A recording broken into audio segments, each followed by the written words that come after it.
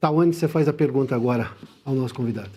Você citou desfavelização, né? Eu acho que eu vou um pouco pela segurança pública agora, até porque é um tema que o brasileiro, acho que é um dos mais caros, se não o mais caro hoje para o brasileiro, acho que é economia e segurança pública. Mas falando dessa esfera, com tanta dominação territorial, por exemplo, de facções criminosas, já vi você comentar sobre segurança pública, citou até o El Salvador, né, o país. Então, como que o senhor vê isso hoje e como seria esse processo de desfavelização, que é uma coisa antiga, inclusive, né? Bem antiga. Olha, quem dera fosse uma coisa antiga. Fala-se nesse tema, mas é um tabu tão grande falar sobre desfavelizar, porque na prática a gente há muito tempo, especialmente começando no Rio de Janeiro, a gente começou a achar que a favela faz parte da nossa identidade. Não porque tinha um cartola na favela, era um poeta da favela. Você pode ser um poeta e não morar na favela. Acho que essas coisas... Você tem grandes poetas na história humana que não precisavam morar em favela. Você não vai justificar a ausência de saneamento básico, presença de tuberculose em populações humildes e comando naquele bairro por parte de facções com base num poeta ou num samba. Só que nós fizemos isso. Faz parte de um processo histórico muito destrutivo de autossabotagem que nós tivemos. Vou começar pela parte de segurança e eu vou chegar na desfavelização, porque essas coisas estão muito conectadas. Inclusive, no próprio Livro Amarelo 2, a gente junta uns pontos. A favelização, ela acontece no Brasil, ela acelera muito nos anos 60, 70, 80 e 90, que é quando a gente tem um boom demográfico, e é quando, no meio do regime militar, você tem a crise do petróleo, e aí toda aquela formação de capital bruto, ela se interrompe. O Brasil acaba caindo no lance da dívida externa, começa a parar aqueles mega investimentos, e aí a gente começa a sentir como o aumento da nossa infraestrutura diminui e o investimento urbano nas periferias, em casas e prédios, simplesmente não acontece. Então você tem um boom de pessoas nascendo, boom de pessoas migrando para as cidades, incapacidade do Estado em responder isso, e aí você tem a destruição das grandes cidades que passam a ficar altamente favelizadas. São Paulo, Belo Horizonte, Rio de Janeiro, todas as grandes capitais do Nordeste. E aí você criou aqueles bolsões. Nesses bolsões, o Estado não está presente. Ali e nas cadeias começam a surgir as facções. E aí você tem dois modelos de facção, dois modelos de administrar isso. O Comando Vermelho, que tem um modelo mais clássico, ele tem um modelo que eu chamo de horizontal. Que você olha no horizonte, o mapa, vai ser aqui, ó, essa área aqui é do Comando Vermelho, essa aqui é do ADA. Você separa o mapa. Comanda o espaço. Eles comandam o espaço. E ali dentro, eles usavam para vender droga, para beneficiar, às vezes, né? Pegar um pacotinho da droga, dobrar, botar os aviõezinhos. Depois eles começaram a colocar serviços. Hoje tem serviço até de internet, tocado pelas facções. E do outro lado, o PCC veio com um modelo diferente. Começa na cadeia, pode ter também, quando interessa a ele, a dominação horizontal, mas ele faz a dominação vertical, que é a dominação das instituições. Invadem Ministério Público, invadem polícia, invadem a política, invadem o judiciário, ONGs, empresas do mercado financeiro, combustíveis. Eles estão gigantescos, têm controle de toda a região. Laboratórios de análises clínicas que atendem várias cidades em São Paulo e funcionam.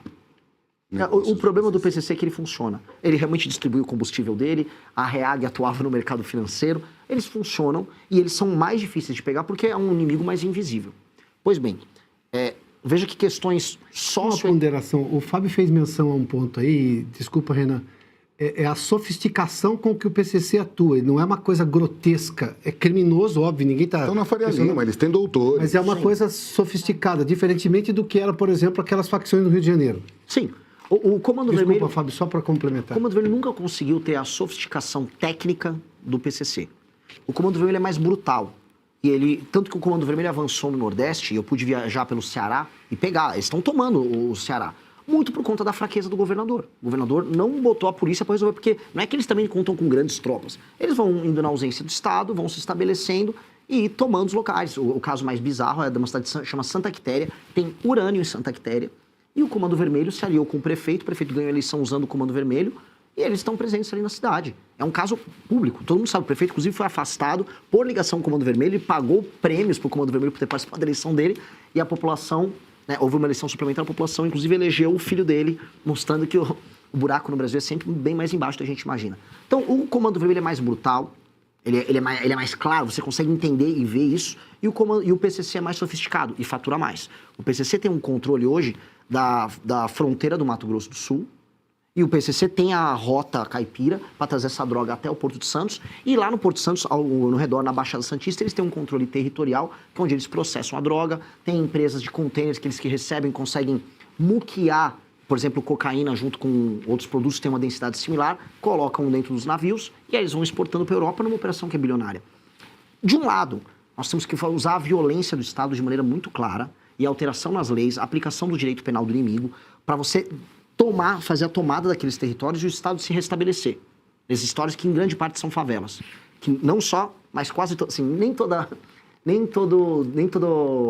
tomada de território por parte do Comando Vermelho é numa favela, mas toda favela está tomada por alguma facção. Isso em praticamente todo o Brasil, salvo raríssimas exceções.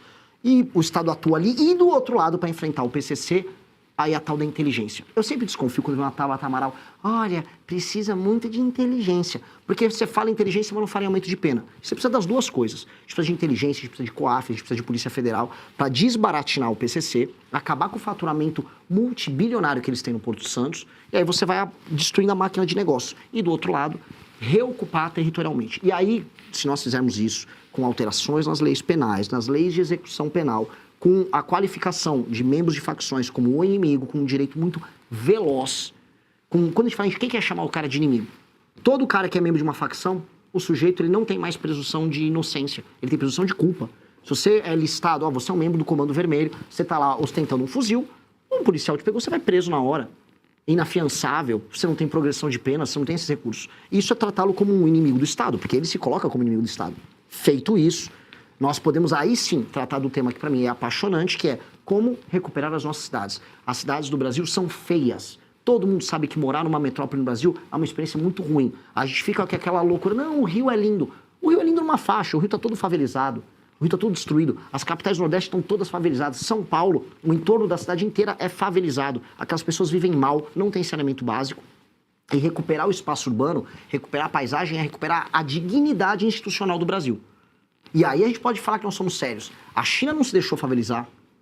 A Singapura era favelizado e desfavelizou. Nós não podemos permitir que a favela seja parte da nossa alma.